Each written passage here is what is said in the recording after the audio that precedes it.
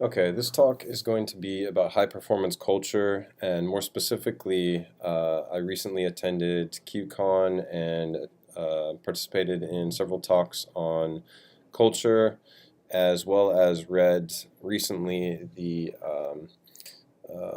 book called Accelerate Building and Scaling High Performing Technology Organizations by Nicole Forsgren, Jez Humble, and Jean Kim. Where they present the findings of their research conducted for 4 years from 2014 to 2017. To start, I wanted to just mention a few things about QCon. The track that I attended on day 2 was the culture track. I will be presenting information from two of the classes or two of the presentations that I watched. One by Randy Shoup, who presented a talk called High Performing Culture, and another talk by Catherine Kirk called How Culture Change Can Blow Up in Your Face. And QCon was an incredible experience, and very glad I went. And I'll be weaving some of the information that I got from that into the findings that I will be sharing from the Accelerate research which was done. So to start, just wanted to share a few quotes which I think are really nice quotes. This is Dave Thomas, who is an entrepreneur, ex-CEO of Object Technologies International. He's a conference organizer of the YAO conferences in Australia, which have been quite successful and are now in multiple countries. He says that successful companies need to be able to do three things. They need to be able to build a product, sell a product, and get along. I also wanted to share this by Peter Drucker, Culture Eats Strategy for Breakfast. And Randy Shoup shared his version, which is Culture Eats Strategy and Organization and Technology and Process and anything else he could think of for breakfast. And this is actually his slide from his talk that I attended at QCon. And so I just wanted to clarify that he was quoting himself, and this is him. This is an icon of him presenting. So I think these are fantastic quotes, and they just go to show the importance of culture in everything that we do in technology. So my talk, high performance culture, is broken up into two parts. First, high performance organizations, and then invisible forces. And I'll clarify what those invisible forces when we talk about them later in the talk. So to get started, high performance organizations. So this is actually a picture of my laptop. This is Randy Shoup presenting at QCon. This was actually the talk that I attended. Here he is discussing the Accelerate Handbook, which I am going to be presenting the findings of their research. So, as I mentioned, they conducted research from 2014 to 2017. They had over 23,000 survey responses, and as well as presenting their findings, they go quite a bit in depth into the science behind the research that they did, and this is really just to give them credibility, to show that there was science and factual evidence of the findings that they have. They mentioned things like primary versus secondary research, qualitative versus quantitative, descriptive, exploratory, inferential, predictive analysis, clustering, duration, psychometrics, latent constructs, discriminant validity, convergent validity, and so on. I think it's important to understand the science behind, or important to understand at least that there is science behind the findings which I'm about to present. These are not just the random musings of somebody who feels really passionately about culture in high-performing organizations. So the first thing that I want to share are some predictive relationships from their research. They were presented in this format in the book. The blue squares represent constructs they have measured. So these are things that cannot be directly measured, things like culture. Things like how burnt out people are. So these are the constructs that have been measured. The arrows represent predictive relationships. So you can read these as being the box on the left drives or predicts or affects or impacts the boxes on the right. And these are all positive relationships. So the box positively impacts the box on the right. So let's take a look at the first relationship, and I just want to warn you that these are a little bit anticlimactic. They, you see them and they don't mean a whole lot initially, but we're going to dig into them a little bit to try to understand them a bit better. So first of all, the Westrum organizational culture, which we will talk about, was found to positively impact organizational performance as well as software delivery performance. Now, what do these things mean? What do we mean when we say organizational performance? Okay, let's take a look at some of these things. The Westrum organizational culture is broken down into 3 types. So we have generative, which is a performance-orientated culture, bureaucratic, which is a rule-orientated culture, and pathological, which is a power-orientated culture. Clearly, the generative culture is the more ideal type that you would like to belong in, and pathological is, of course, what you want to avoid at all costs. So here we are. This is sort of the metrics that can be used to evaluate what type of culture your company or team might fit into. On the right, we have the generative performance-orientated culture. So let's take a look at that. So these teams are going to be highly cooperative. So in other words, they are cooperating as individuals and teams, and this type of cooperation is very conducive to high information flow between them. Messengers are trained. So when messengers come with bad news or reports that there's been a failure, they are trained to know how to act and how to respond in these situations, versus in pathological organizations where these messengers are shot. In generative cultures, risks are shared, so responsibility sharing is a factor which is considered, and in generative cultures, even the risks are shared. Bridging is encouraged between teams, so cross-functional collaboration, as well as just sharing information between teams and working together across those boundaries is encouraged.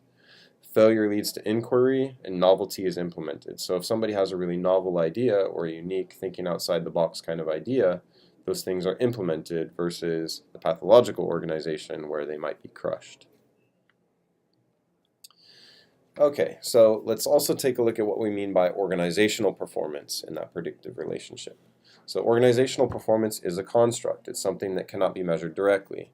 So the way you measure it is by measuring each of these things: profitability, productivity, market share, and number of customers. And this is what we mean when we say organizational performance. Similarly, software delivery performance is also a construct which cannot be measured directly. So the way that they've done it in their research is they've taken a look at deploy frequency, lead time from commit to deploy to production, mean time to restore from a failure, as well as the change fail percentage. So then if we go back to that predictive relationship, this means a little bit more to us now. We can see that Westrum organizational culture with all those properties where messengers are trained positively impacts the organizational performance, where we have a positive impact on productivity, profitability, number of customers, and market share, and so on. And it also positively impacts the software delivery performance, where we get more deploys and so on. Another predictive relationship, which I'd like to share from the research that they presented, is continuous delivery and lean management both positively impact culture. So what this means is really quite interesting, actually. It means that if we want to improve the culture of our organization, we can focus on or invest in these more technical aspects, and in doing so, positively impact the culture of our organization. So this relationship says that continuous delivery and lean management both positively impact culture. And this is really interesting because what this means is that if you wish to improve your culture, you can invest in these more technical aspects of your company, continuous delivery and lean management. And in doing so, you will positively impact that culture. And this is important because we're going to spend a bit of time talking about this in this presentation. And so it just means that if we wish to talk about culture, it makes sense to spend some time talking about the more technical aspects that influence culture. And if you put it all together, here's what it looks like. Continuous delivery and lean management positively impacting culture on the left, and culture positively impacting organizational performance and software delivery performance. And remember, culture is measured by these various aspects which we showed in the previous slide, as well as other things like employees' job satisfaction and how burnt out they are, and so on. So really, by investing in these things on the left, we get not only the business value, but everybody's happier. Even the employees working in the front lines are happier as well. Another predictive relationship I would like to share is related to software delivery performance. It positively impacts organizational performance as well as non-commercial performance. Non-commercial performance is something that a nonprofit organization might have. So, non-commercial meaning these nonprofit type goals. So if we put everything together, it's kind of an ugly slide, I apologize for that, but this is what it looks like. Continuous delivery, lean management, positively impacting culture, positively impacting software delivery performance and organizational performance, as well as non-commercial performance. Okay, and the findings from the research really can be summed up in this slide here. If there was one slide which would kind of be the summary of the entire book, I think this is it. So it's basically that there are 24 key capabilities that drive improvements in software delivery performance. And as we saw in the previous slides, this relates very closely to the culture of our organization. So let's go through these quickly, and maybe it makes sense to think about how these capabilities relate to your company and how your company is doing on each of these capabilities. So continuous delivery capabilities, we have version control, deployment automation, continuous integration, trunk-based development, test automation, test data management, shift left on security, continuous delivery. In test data management, we mean are you in control of the data that you use to automate your tests? The test data should not be a blocker to being able to automate and run your tests as often or as much as you would like. Architecture capabilities, loosely coupled architecture and empowered teams. Product and process capabilities, customer feedback, value stream, working in small batches, team experimentation. Lean management and monitoring capabilities, change approval process, monitoring, proactive notification, WIP limits, visualizing work. WIP limits are interesting. These are useful only if they are used as tools. They should be used as tools to identify and eliminate any problems in your process that prevent you from being able to complete work more efficiently. So if you enforce WIP limits this way, they can be very useful. They can also be bad if used inappropriately, though. If you reach your WIP limit and then you just go watch some YouTube videos, for example. It's important to remember to use WIP limits as tools to improve your process and continuously learn about how you can improve. Cultural capabilities, finally. Western organizational culture, as we've talked about, supporting learning, collaboration among teams, job satisfaction, and transformational leadership. All these capabilities drive improvements in software delivery performance. And what really struck me as I was reading about the research in this Accelerate book is how culture was really central to everything.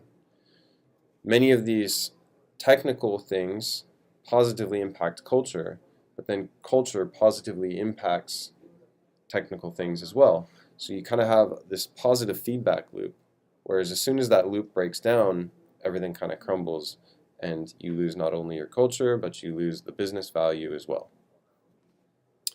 Okay, so finally, software delivery performance. I just wanted to mention how that was broken down. They break it into high performers, medium performers, and low performers.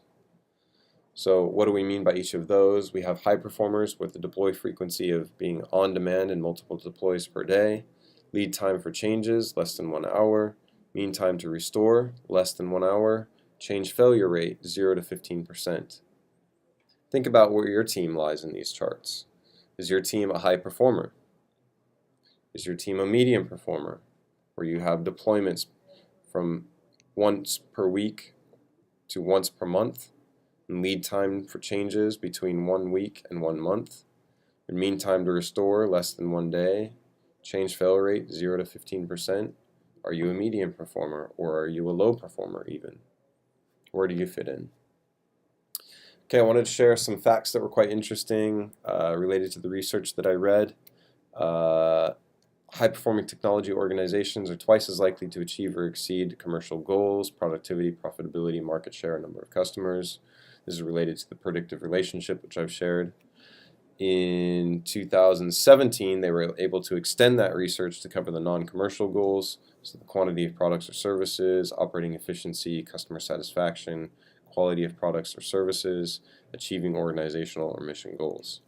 And finally, in 2014, I really think this is interesting. In 2014, they actually had enough information to show that over the previous 3 years, the high-performing organizations had 50% higher market cap growth over those 3 years. Market cap is measured as the total value of a company's stock. So what you do is you take the value of an individual share and you multiply it by the total number of shares of stock of the company, and that's your market cap. So it's really incredible to me that those high-performing companies had 50% higher market cap growth over those 3 years from 2014 and before that. Next, high-performing DevOps teams are more agile. So they have 46 times more frequent code deployments. That's the difference between multiple times per day and once a week or less. They have 440 times faster lead time from commit to deploy. That's the difference between less than an hour and more than 1 week. So key is that they're more agile. And they're also, in the next slide we'll see, more reliable. So high-performing DevOps teams are more reliable with 96 times faster mean time to recover from downtime. That means high performers recover in less than an hour instead of several days, and they're 1/5 as likely that changes will fail. That means high performers changes fail 0 to 15% of the time compared to 31 to 45% of the time. So they're more reliable, which is key. So these high-performing teams are both more reliable and more agile, and you can see that in this example from Capital One, where they focused only on trunk-based development and streamlining their change approval process, and they had 20 times the increase in number of releases and 30 more deploys to production in a day with 0 new increase in incidents.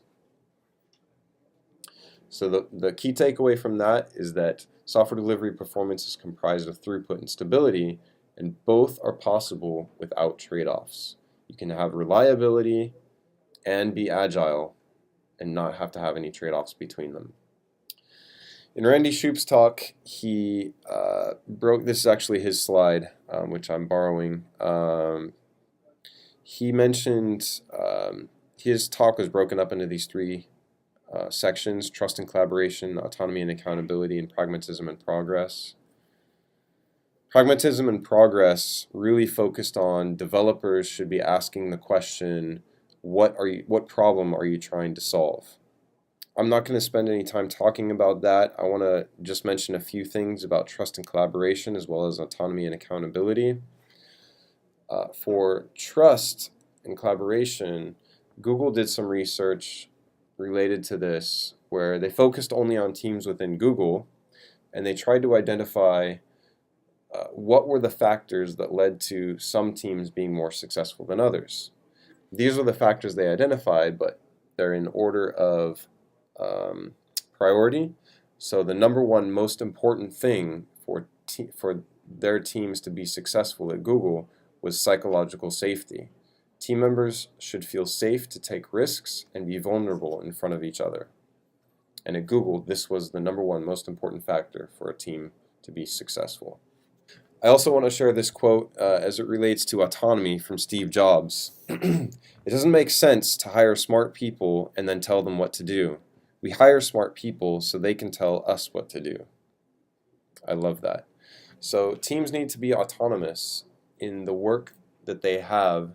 They should be, in control of their application and the changes that they're making. But what are the limits of that autonomy? How far can we take it?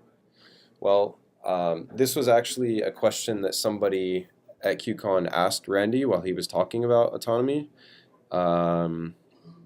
And I think that this is probably the most important question to ask in regards to this, because this is what everybody in the business side of things is going to be worried about.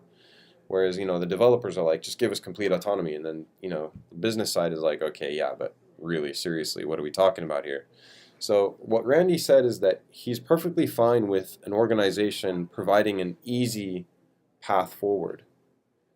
But the team needs to have autonomy after that in order to make the decisions that they need to make to develop and deploy and maintain their application successfully and as efficiently, and collaborating with other teams to find the best solution possible. So architectural outcomes, can my team? So this is related to autonomy as well. So the research that they found in this book identified 5 questions that high-performing teams should be able to answer positively. And so I want to go through these now. So first is, can my team make large-scale changes to the design of its system without the permission of someone outside the team or depending on other teams? Can my team complete its work without fine-grained communication and coordination with people outside the team? Can my team deploy and release its product or service on demand, independently of other services the product or service depends on? Can my team do most of its testing on demand without requiring an integrated test environment? Can my team perform deployments during normal business hours with negligible downtime? How about you? How about your team? Are you able to answer yes to all these questions? I know that on my team we can answer yes to some of them, but there are a few where we need to make some improvements. I also want to share Conway's Law because I feel like this is really closely related to those questions. It says that organizations which design systems are constrained to produce designs which are copies of the communication structures of these organizations. So if you have a messy communication structure in your organization, you're going to end up with a messy design of your system as well. And the quote actually goes on. This is a very small segment of the quote taken from his thesis. And the rest of the quote kind of says something along the lines of, if you wish to design a system, you should start by designing the communication structures for that system, for the design of that system. So start by designing the communication structure. Then once you have that in place, it makes sense to go and design the actual system. But you should always start by designing the communication structures first, and then you will end up with the best design possible. And you, of course, want to take things into consideration like cross-functional collaboration and working with other teams and empowering teams and so on. Also wanted to share this fact about employees in high-performing organizations being twice or 2.2 times more likely to recommend their organization as a great place to work.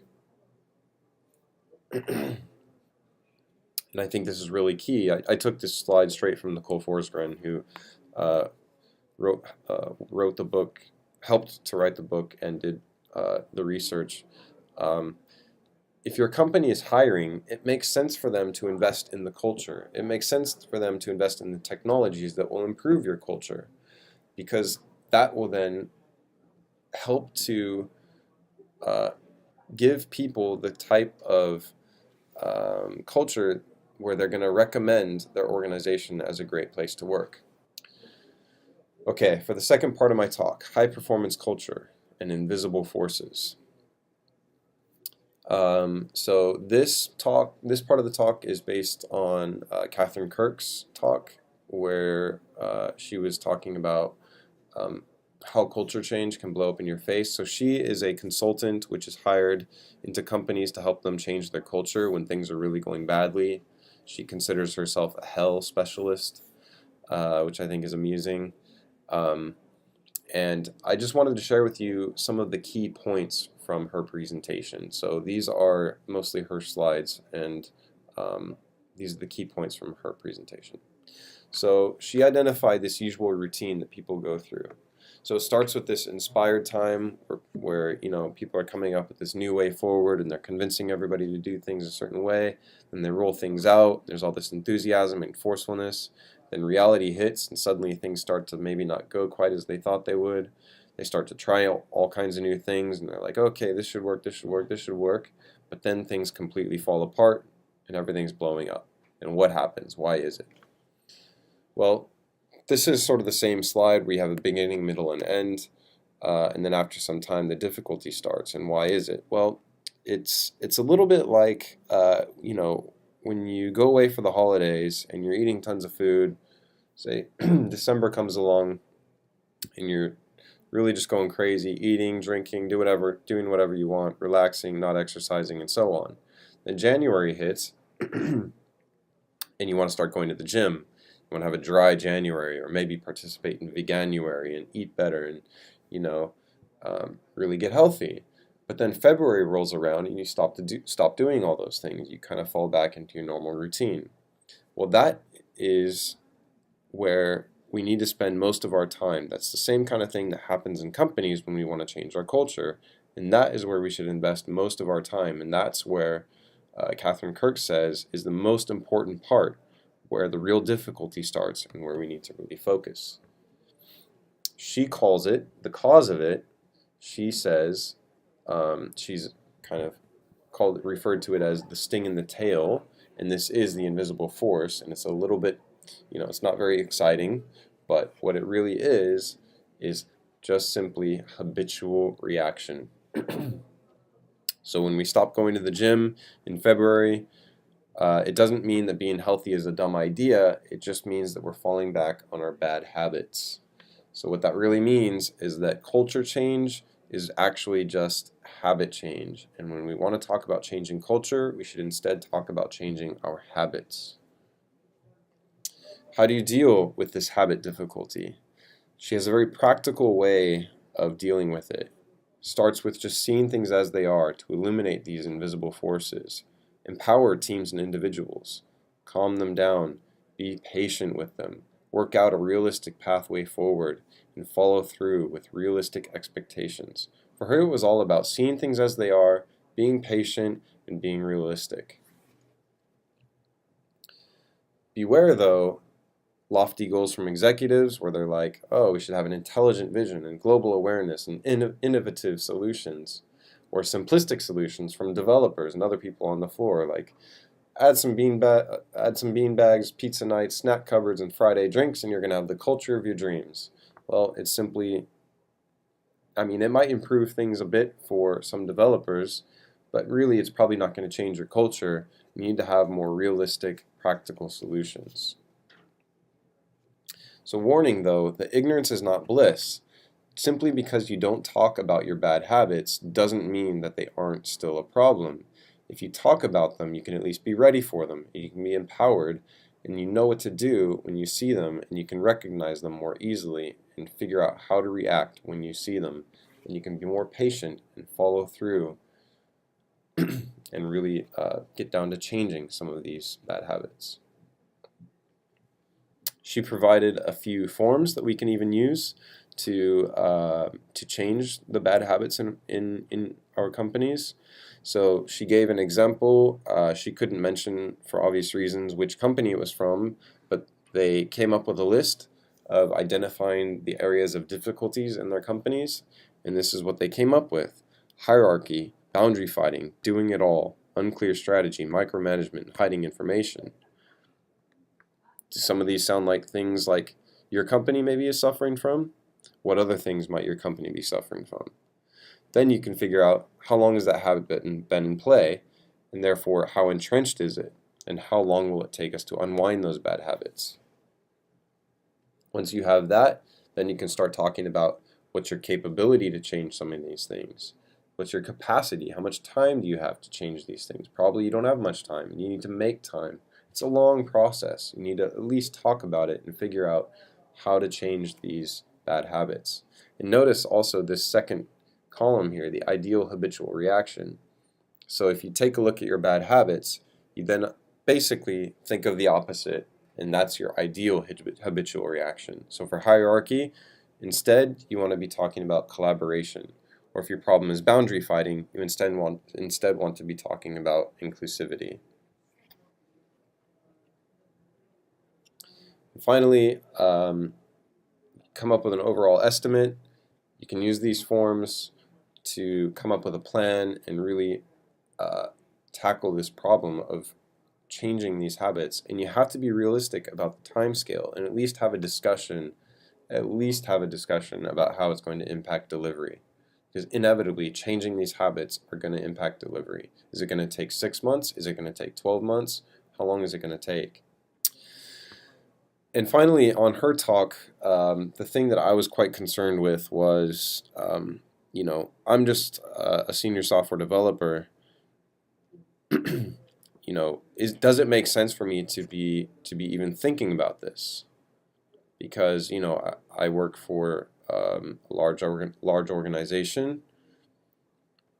Clearly, I cannot change what our CEO thinks or what he's planning to do. But can we change these cultures from the grassroots level? So after her talk, I went up and asked Catherine Kirk whether this was something that could happen at the grassroots level, and she said yes, it is.